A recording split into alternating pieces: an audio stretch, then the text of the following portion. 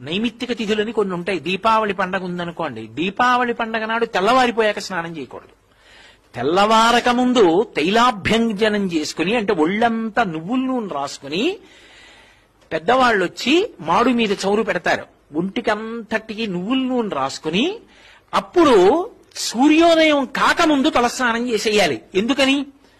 ఎందుకు అలా చెయ్యాలి దీపావళి నాడు అంటే శాస్త్రం చెప్పింది. అప్పుడు తైలే లక్ష్మి జలే గంగా, తైలమునందు లక్ష్మీదేవి ప్రవేశిస్తుంది బ్రహ్మముహూర్తంలో తెల్లవారుజామున.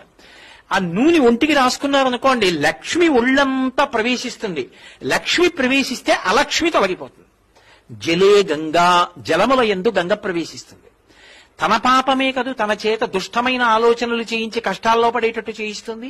ఈ పాపం ఎందుకు తొలగిపోతుందంటే దీపావళి పండగ నాడు తెల్లవారుజామున చేసినటువంటి సామాన్యమైన